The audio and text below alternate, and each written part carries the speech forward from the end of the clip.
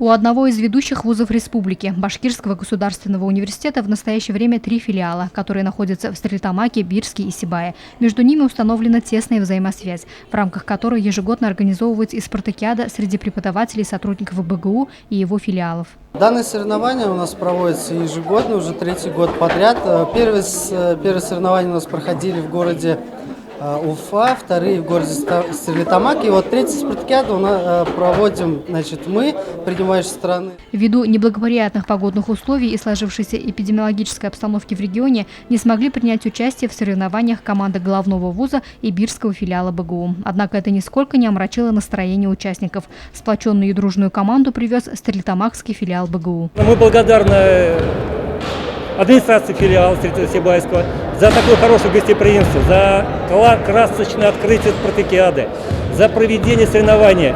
И в конце мероприятия нам пообещали очень хорошую провести презентацию учебного заведения. Все-таки в нашей делегации приехали не только физкультурные работники, но и преподаватели и физики, и математики, и истории и так далее.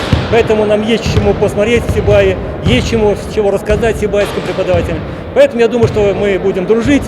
И на следующий год эту спартакиаду мы будем проводить в городе Уфа. После торжественного открытия соревнований и выступления творческих коллективов Сибайского института профессорско-преподавательский состав 2 филиалов БГУ начал состязаться по 5 видам спорта – волейболу, шахматам, настольному теннису, дартсу, штрафным броскам. Товарищеские встречи для преподавателей больше, чем просто соревнования. Впрочем, подобные мероприятия организовываются всегда и в разных направлениях. Тесная связь между филиалами Башкирского государственного университета и включая головной вуз, я считаю, поставлена очень на высоком организованном уровне. Помимо учебной работы, научной работы, мы большое внимание уделяем воспитательной работе и спортивной работе.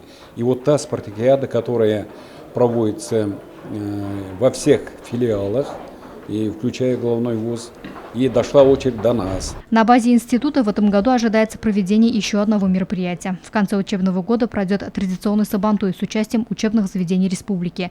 Также на базе института будет организован совет ректоров вузов региона. Луиза Мустафина, Радмир Сингулов, Любовь Карпова, телекомпания СТВ.